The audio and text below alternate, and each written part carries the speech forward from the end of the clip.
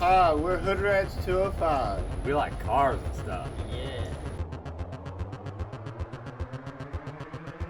Excuse me, sir, this is a Publix. Round one. Maybe a stoplight on site, green light go. Wanna ride? We can take a drive. Maybe a spot right on site, green light go. We can take it to the road sign. Hit the clutch, pedal gas, better no feather. Keep it pressed, bitch press. I don't think they know better. I'm a beast, like a lean gears, like a timepiece. I can beat a motherfucker. I don't see behind me. Find me sliding sideways. I make my way, my stage. Keep talking shit, don't complain if you don't want no gain.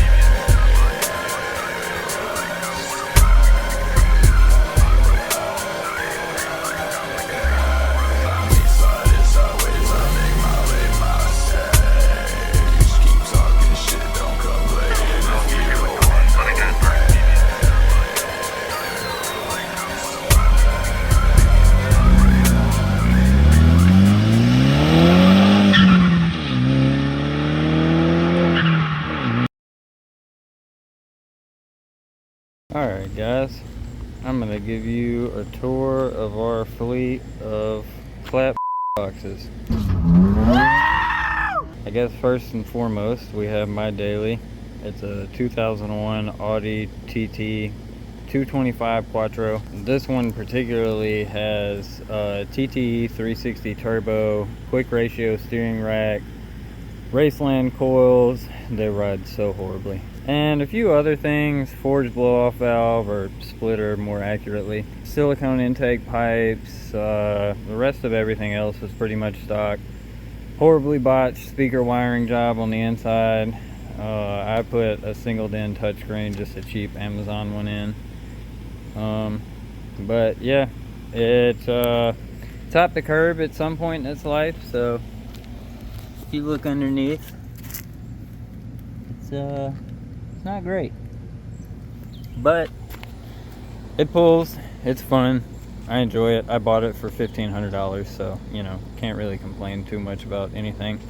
The interior is not in the greatest shape. I mean, it could be a lot worse. I've definitely seen worse.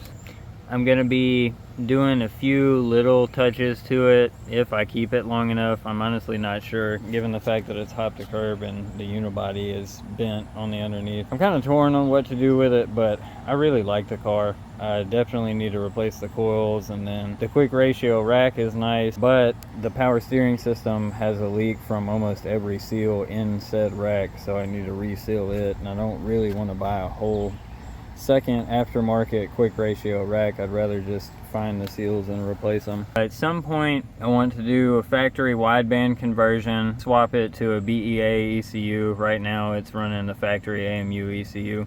Supposedly it's tuned. I've got a manual boost controller on it, and I just keep it at the stock 16 PSI because I really don't trust anything that the guy who claimed to have done all this says that he did. So mainly the wideband conversion, and then I want to do a 3D color MFD because the LCD and the gauge cluster is gone, as they tend to be on all TTs, and integrate the wideband and everything else that I need to see. Instead of having external gauges, have it all right there in the dash, kind of an OEM plus look.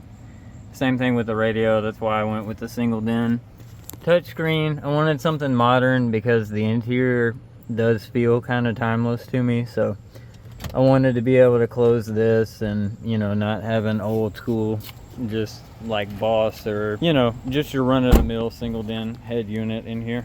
Turtle, look at him.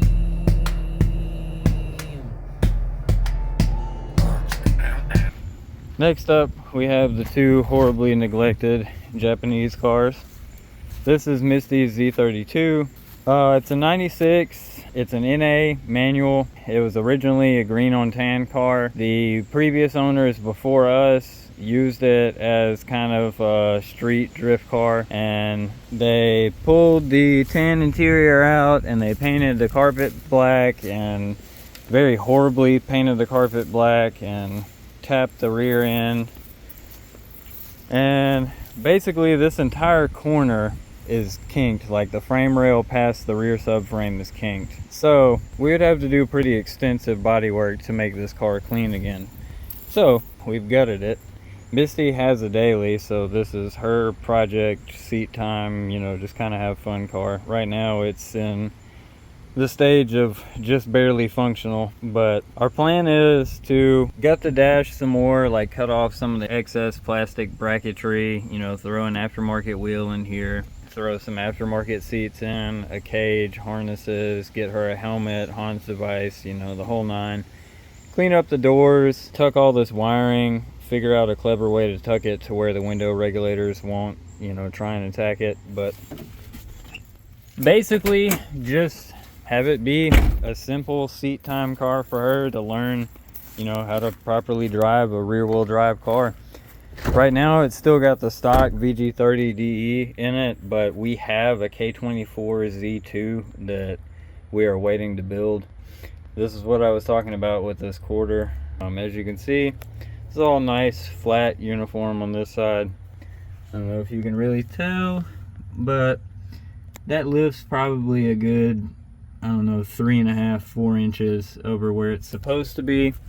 And then you can see all the Bondo and just horribleness. So our plan is, once we get ready to put the K-Series in, we will essentially chop the entire back of the car, the entire rear clip, and make a fiberglass shell or a carbon shell, you know, get a carbon or fiberglass hatch, tube it, and then just have it all completely open. That way, you know, if she's sliding around and taps it on something, it's not the end of the world. We can just have a few other, you know, fiberglass clips ready to go. We may mold it ourselves, we may get in touch with some people we know to have it done. Only time will tell. That's kind of a distant future project, because right now it runs, drives, does everything, so our main focus is just making it safe. That way she can use it as it is, because this car sat for a long time. I had to take the intake off and do all of the services, and I went ahead and did a bunch of deletes, since that's the intended purpose of this car. She's not going to be driving it on the road, so why not? Tuning. Next up, we got the MR2. This is my first enthusiast car, my first big project, and really my main project. We'll get to my other main in a second. They're pretty even. The other one is something that I kind of lusted after my entire life and finally got. This was something I stumbled upon when I started my journey with cars, and I fell in love with cheap mid-engine cars. I love the Fiero, I love the MR2, I love the Fiat Bertone X19, the Lancia Monte Carlo, so on and so forth. They're all just amazing to me. But anyway, enough of me rambling. So this car right now still got the original 4AGE that it came with from the factory. It's still got the original C52 that it came with from the factory. It's an 87 car. If you know anything about AW11s, the 87s were kind of a crossover year between Mark 1A and Mark 1B, basically the facelift of the first generation of MR2s. So this car has a little bit of Mark 1A on it, a little bit of Mark 1B. It's got most of the Mark 1B cosmetics. When I got it, it had a Buddy Club front lip on it, a real Buddy Club front lip. I'll put pictures of that on screen. But unfortunately, a very large raccoon took that out and also bent my lower radiator support down there. It's still functional, but yeah. So, doesn't look like it once did. When I got it, the hood was kind of crinkly or crumply. It looks like something had fallen on it, or it had been in a minor collision, and somebody had straightened it back out. And then you can tell, like, the metal support that bolts into the fender and goes all the way underneath the bumper cover and kind of keeps it rigid and taut. You can see that it's bent here, and that's also what would hold the eyelids in. Then you can see this corner, it's slightly bent and got some spots where it's definitely marked on something and started to rust. So at some point a few years ago, I got a parts car to part out and take things that I needed from it. So I took this hood because it was straight and it had the original AW11 emblem on it, and I took the trunk lid because a few years ago I also had a mishap with my e-brake.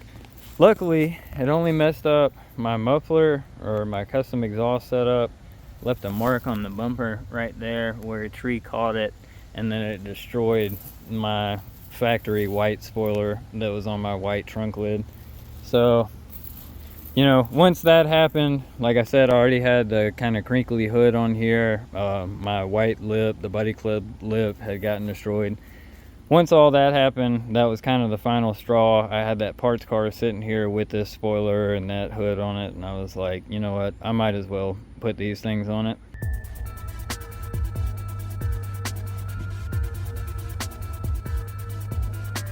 My plans for this car are kind of outrageous, but I've been dead set determined to make it happen for almost 4 years now, and I don't think I'm gonna let go of this idea.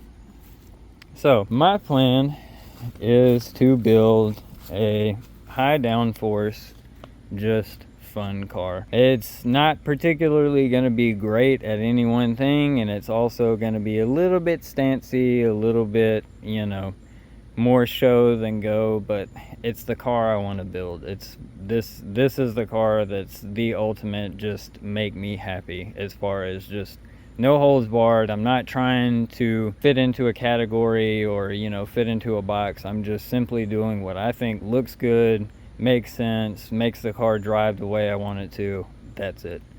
So I've got a midship garage front lip for it already. I've got some bucks made for custom side skirt extensions, because if you know anything about the midship garage front lip, it comes down about 3.5 maybe 4 inches lower than the factory lip and side skirts do. I've got wood sport flares for it. I've got a 74-inch carbon wing that I'm going to be making custom swan neck mounts for. I'll be having the wing stands, the end plates, and all the bracketry cut and bent and sent to me by Send Cut Send. I've already got everything made in CAD for it. Essentially, it's going to be a resto mod, but done a little bit new school, a little bit gaudy. Definitely not everybody's cup of tea. So it's just going to be my car, my signature. I'm going to be running all the Wild Arrow. I plan to do a flat bottom, a 6-inch splitter coming off the front, a fully functional diffuser. Shave the bumper, bring it in, you know, basically flush with right here, and then chop it up into here and have the diffuser meet it. The taillights are going to become 2 LED strips, and they're going to be vents into the fender well areas to get rid of the low pressure air that builds up in there, or high pressure air, excuse me. I plan to 2AR swap it, do head studs, connecting rods, maybe forged pistons, port polish the head. My end goal, crazy full power map, is I want 550 wheel, and I don't want the car to weigh any more than 2,200 pounds. So it would be absolutely outrageous with that. I plan to have map switch and, you know, run a quote-unquote daily tune somewhere in the 225 to 250 range. It very desperately needs to be cleaned out, because I was dailying it and then parked it when I got the TT and kind of haven't touched it, because we've been going non-stop for almost the past 2 years straight trying to make this a reality, and this has been a plan in my head for the past almost decade. I've been collecting parts and cars and, you know, laying the groundwork to make this channel and all the social media platforms that support it, so that we can showcase these things that we love to you guys for as long as I can remember. It's been a journey, and the cars are definitely in need of some love at this point. But Nexus R5 PDM to run the entire car, and then obviously the ECU side of it to run the engine. 2AR S54 out of an NA SW20, because it'll bolt directly up to a 2AR, and then on the MR2s, at least the AW11 and SW20, 3 of the 4 motor mounts are on the transmission. One is back there, one is over there, one is right here, and then there's only one on the timing side. So an S54 will bolt directly into this chassis. Those 3 mounts will bolt right up. I don't have to get anything fancy, and then I only have to get one custom mount for the timing side over there. And yes, I know.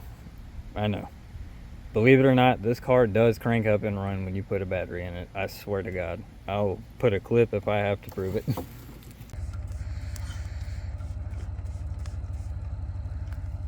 There is so much more than that, but that is a general rundown on what I'm going to be doing with that and what you can expect to see in the coming months with it. There are going to be a ton of tiny little custom touches, like the trims. I may end up going with a Hapers hatch, but Woodsport will be running the last run of them very soon. So if I do end up deciding to go with the Hapers hatch, I will have to buy one secondhand because I will no longer be able to get one firsthand from Woodsport.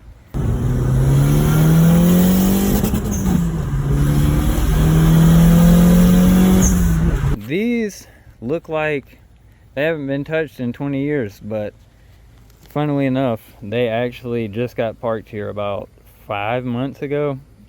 This land is, I don't know, the Garden of Eden, so everything just grows incredibly quickly. But this is my 1986 Toyota pickup. It's a 22R 4-speed manual base model 2-wheel drive truck. I've got a 1.9 TDI and ALH out of Mark IV Jetta, coincidentally the one that is now our burn pile. But I've got that ALH to put in here.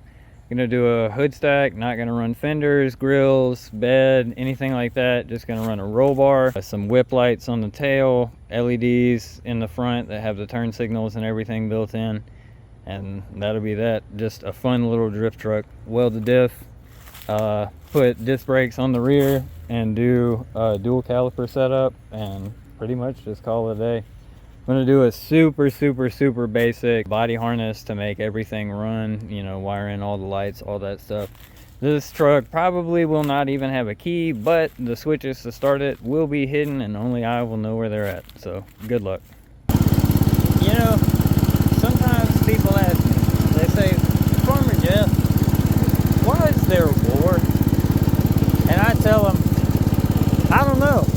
I'm not a farmer and my name's not Jeff. But I do know that you can get Hoodratz205 merchandise at hoodratz205.com/shop or in our TikTok store. Go get you some. This is the MR2. This is an 85 slick top AW11 that I bought about 2 years ago. Me and a friend of mine went in on it. I'll tag his socials down below. Thanks again, Leo.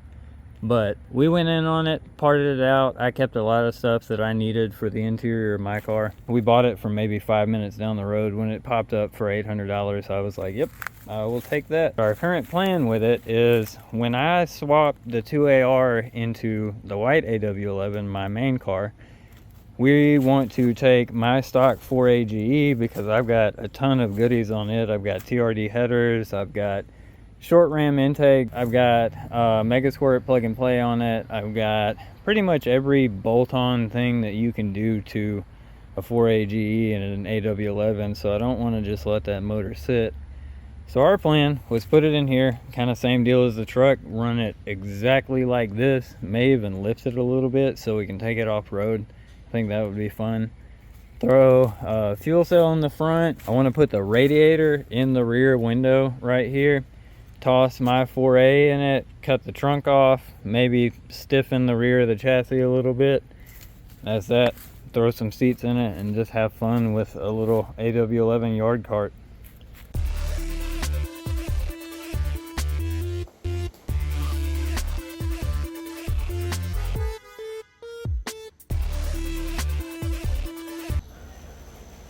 Next up, we have our 84 E30 BMW 318i. This car has a story, and whenever it comes up, we will get more into specifics, but to keep a long story short, it's got a perfectly good, I believe it's an M10 B18 in it, 1.8 liter 4-cylinder. They're The bottom end on them is incredibly stout. It's what BMW started with to make the 800 to 1400 horsepower 4-cylinders that they were running in Formula One back in the day. So it's got a perfectly good manual transmission. It seems to have a perfectly good rear end. Can't confirm that. But as you can see, the floor pans are missing. And the interior is trashed, other than the dash. The dash is actually not horrible. But I think our current plan with this one is to weld in a tube chassis, weld in just makeshift floor out of scrap metal, and then just send it. I mean, that's the best life we can give to this car. It's never going to be perfect. There's no sense in dropping 15-20 grand to do that. I mean, if that's what you want to do, by all means give me $2,000, you can have it. Otherwise, we're going to use it for our fun, because when you get an E30 coupe body that's in this good a shape that is just begging to be chopped up because the floor's already gone. Excuse me. Next up, we have my wife's 2002 new Beetle Turbo S. Previous owner claimed that this had a KO4 hybrid on it and that it was tuned. Definitely does not have a KO4 hybrid on it. As soon as I got it home, I got underneath it and confirmed that. Don't know about the tune. According to my OBD2 reader, it's saying that it's pushing 18 PSI, and I believe stock on these is somewhere in the 12 to 14 range.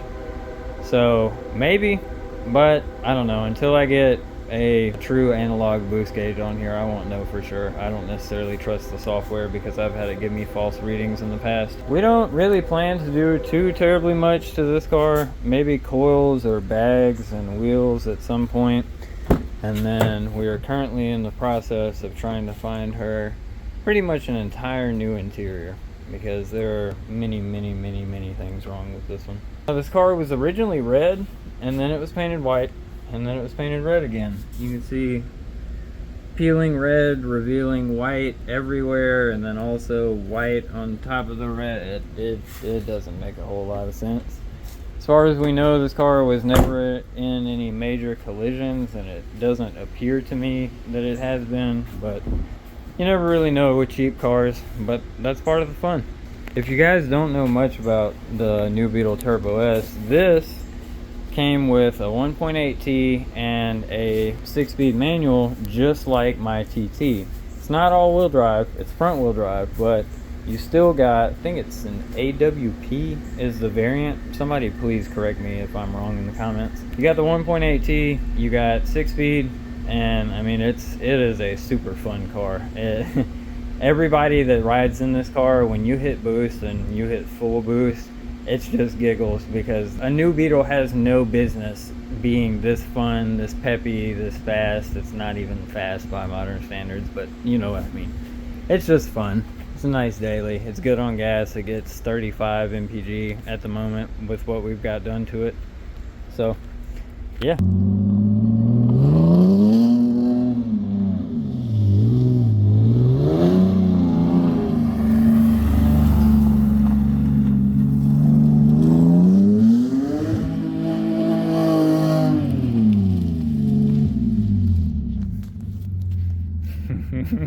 This is our 1991 Mitsubishi Mighty Max 4x4. It is a V6. I believe they only came V6 if they were 4x4 in 91. This truck is on its second motor. We have the original one up there. It was rod knocking.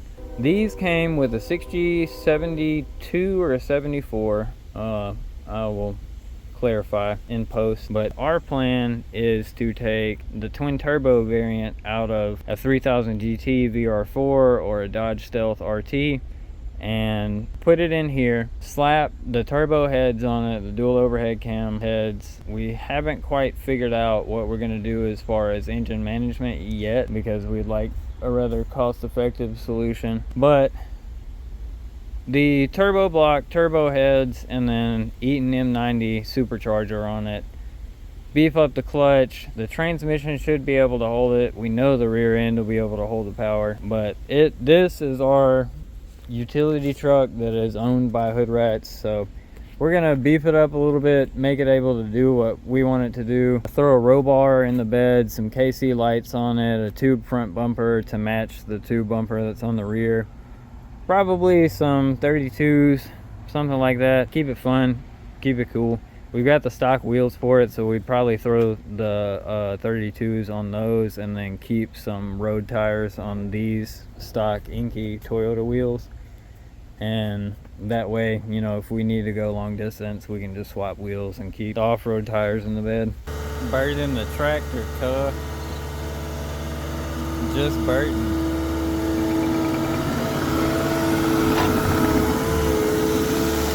Next up, this horrible piece of machinery.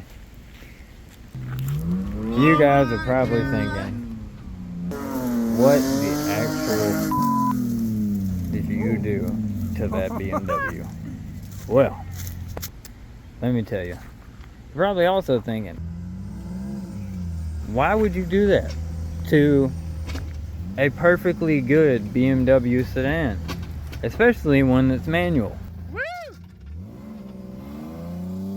Well, let me tell you, this car came from up north. We live in Alabama. We don't deal with rust a whole lot down here, and when we do, it's something that nobody wants to deal with. So even if we were willing to deal with the rust and make this a nice car, to everybody else, functionally, this car is almost worthless. Not to mention, it was neglected to the point of having the common Vanos issue. It's got horrible tick. It was starting to rod knock as soon as we got it. The interior was literally covered, and when I say covered, I mean covered in dog hair.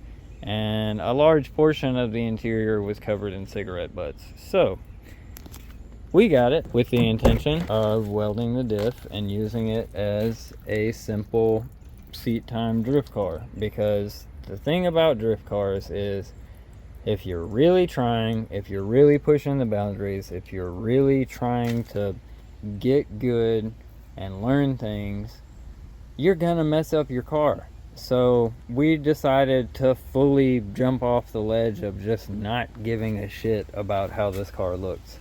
So this is what we ended up with. And honestly, it's one of the more entertaining things I've ever seen. Hate it if you want to. You know, everybody's entitled to like what they like or hate what they hate. I don't care. I think this thing is awesome. And it's fun. It's currently running on 4 quarts of Lucas. We're gonna run this motor until it dies and then toss in a new one.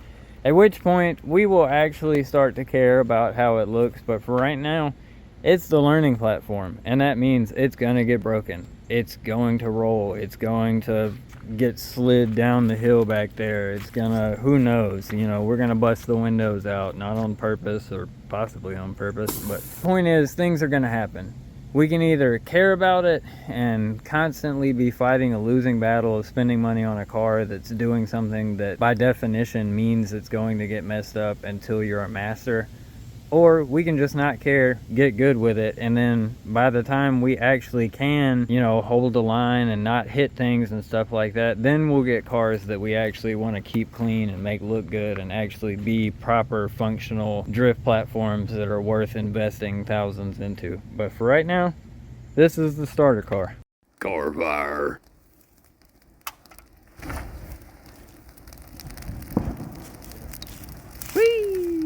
Next up, this is my other main. So, this car. This is a 1965 Ford Mustang Coupe.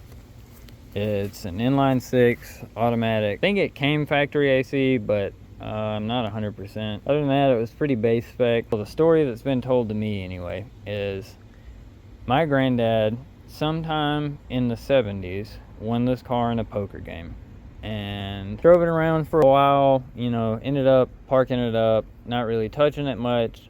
And then my dad and my great granddad decided to quote unquote restore it. So they brought it back to, you know, pretty good standards. I think the car originally was paint code F, which by everything I've seen says that for 65 there shouldn't be a paint code F, and that Arcadian Blue is the F paint code for cars that came out at that time.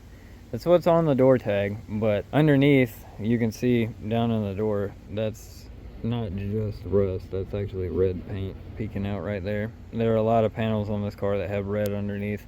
I don't know if panels were replaced from a donor car that was red or what, but regardless, this is what I got. I'll put some pics up on screen of what the interior looked like when I brought it home. The seats are in very good shape. Everything else is, I would say, a solid 6 out of 10. I'm gonna have to repaint the doors. This is not door panel. This is actually the shell of the door. That's the door panel. So this I'll have to repaint. These I can get new door panels for. I need to get new carpet. There's a few places in the floor that I've got to patch before I can do that, and then everything needs to get wire wheeled down to shiny metal and rust encapsulated so that this doesn't happen again anytime in the near future. After that, I'm going to be putting a 2.3 Lima Turbo out of either a Fox Body Mustang, a Merkur XR4 Ti, a Cougar XR7, or a Thunderbird Turbo Coupe in here. And then I'm also going to be putting a T5 manual transmission and an 8.8 out of an Explorer in the rear. I'm going to have to shorten one side of it. If any of you guys are familiar with first gen Mustangs, you'll know that's a fairly common cost-effective solution for, you know, getting an LSD and disc brakes on the rear of the car. But I'm shooting for about 400 wheel with that setup. I'm going to do the Ranger roller rocker conversion, probably run some form of Mega Squirt for engine management, and then the interior keep clean, classic looking, and just enjoy it. This car, after my dad and my great granddad restored it, my uncle drove it to school a few times, and it essentially just sat for the entirety of my life. And every time I went to my grandparents, it was just there under a carport, and it was just that car, you know. It was the only old cool classic car that I was ever up close and personal with. It was always there, and I wanted it so bad. I wanted to do something with it. I didn't even know how to go about that, where to start asking questions or looking for those answers.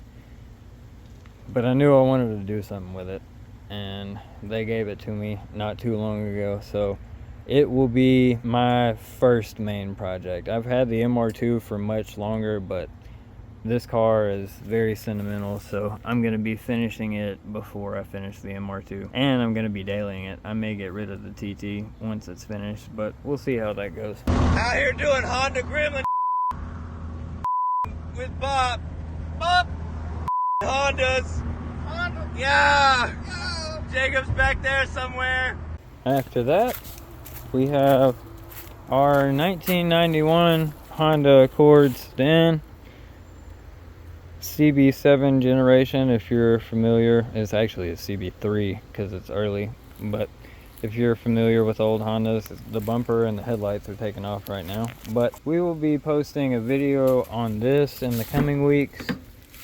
This car we bought for very cheap with the intention of doing a motor swap on it. Just to give you guys a brief teaser, we bought an old project of one of our friends that had an H22A, the later H22A JDM variant. So essentially the Accord Euro R or JDM Prelude SIR Type S variant of the H22A and M2 Z4 transmission. We've currently got them in. We're waiting on the last few parts to get this thing finished up. That way we can get the video done, get it edited, and get it out. This thing is going to be super awesome whenever we get done. I think you guys are really going to enjoy the video for it. Woo! Let's f***ing go! Yeah. What's up, guys? Bert here, and these are my 3 personal boxes. I'm gonna give you a tour of each one, and we'll just go down the line with it. So starting with my daily driver, this is my 1999 Mercedes SOK 230 compressor. It's got the 2.3 M111 4-cylinder in it with a supercharger. Nothing too crazy aftermarket done to it right now. We got some AMG wheels on it. All lights have been tinted. Whole car is blacked out. This one is actually a 5-speed manual. A little more on the rare side to find these, but they are out there. Current plans with this car, I'd like to eventually put it on some coilovers, upgrade to some bigger brakes, upgrade the supercharger pulley just to get a little bit more boost out of it, completely black out the interior. The interior does have this two-tone tan and black leather look. I'd like to eventually just do all black leather, completely black the car out. But that's about it for this one. You guys just ever opened 75 packs of Pokemon cards with the homies? And here we have my 1991 Honda Civic EF hatchback. Stock D15 B1 in the front right now. All new gaskets, new distributor, new starter, new plugs, wires, rebuilt suspension in the front, poly bushings in the rear. It does have aftermarket wheels on them. They are reps, but they look cool, so we rock them. You know how it is. Interior wise, it is a base model Civic, so we got the crank windows, 4-speed manual, just a speedo gas gauge and a temp gauge. I did add this mini Tesla screen here for a touch of modern comfort. It does have the blue leather interior in it. And the current plans with this build is to pull out this D15 B1. I'm gonna slap in a D16 Z6, super cheap build. I'm gonna slap a turbo on it just to get a little power out of it. Nothing too crazy. And then later on, we're gonna cut the rear floor pan out of this hatch area and put in another D16 Z6 with a turbo setup on it. So it will be a dual engine, all-wheel drive EF hatchback. So this should be a pretty fun build. I'm excited to see what we can do with this one. So what did you do with your day, Coob?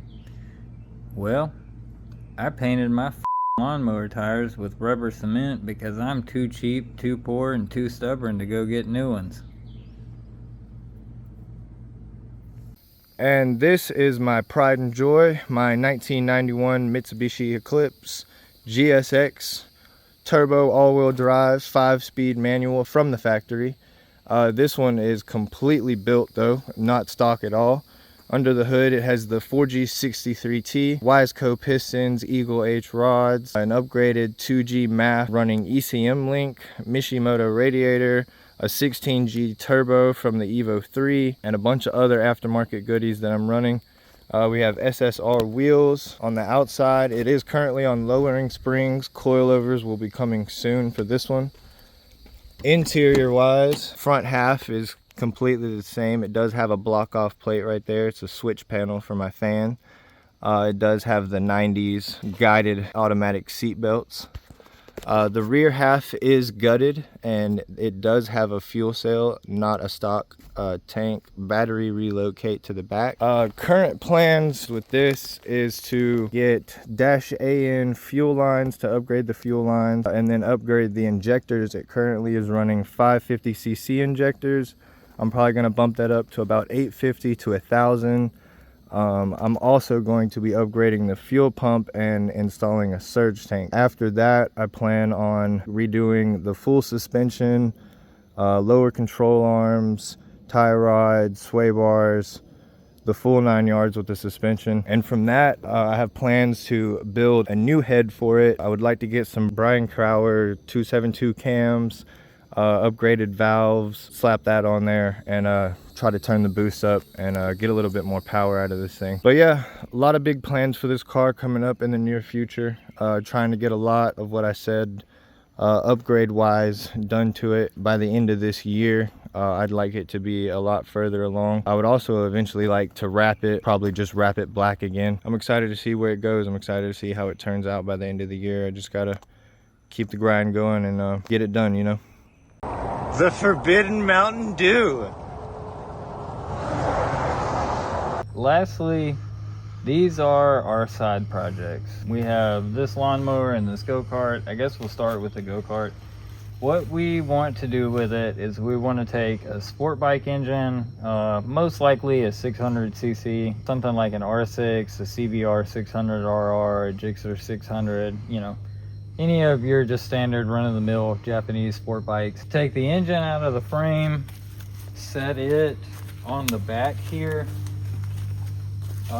because the way this go-kart is already set up, we can just make some type of mount that supports the bottom of the engine and then bolts right to this plate, and swap. Most Japanese sport bikes, the drive sprocket is on the left side of the engine and transmission, so we'll put this sprocket, it just unbolts right here, and then we can, you know, screw it down all the way to the other side on that axle. Put the brake rotor on this side, attach either a hydro handbrake or a cable handbrake, you know, just some type of lever to actuate that rotor. Throw a second rotor on it that's attached to the foot pedal, and then I would like to, I don't know, maybe an ATV disc brake setup in the front here, so that we actually have some type of braking apparatus that's not just locking the rear wheels, because with that much power we're gonna absolutely need it. But yeah, I mean, aside from that stuff that most everybody's seen before, like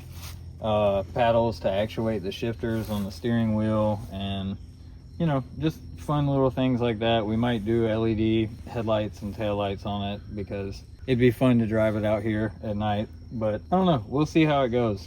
These two side projects will be getting to some point probably before the end of the year, so keep an eye out for them. What you know about riding in the bucket? Next up, we have our racing mower project. What we would like to do is lower it a few inches. You know, everybody's kind of seen how to do that at this point. We essentially just notch the frame, and where the rear transaxle mounts and where the front suspension mounts, we just raise their mounting points up some.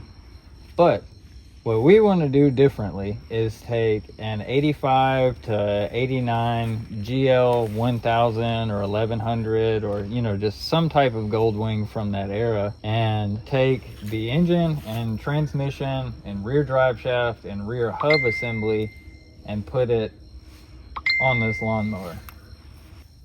We plan to do that by buying a complete bike and using the frame as kind of a jig or as a guide to make our own cage that mounts to the front of the lawnmower here and goes over the top of the Goldwing engine, the flat six, and supports the engine itself and then bolts in here.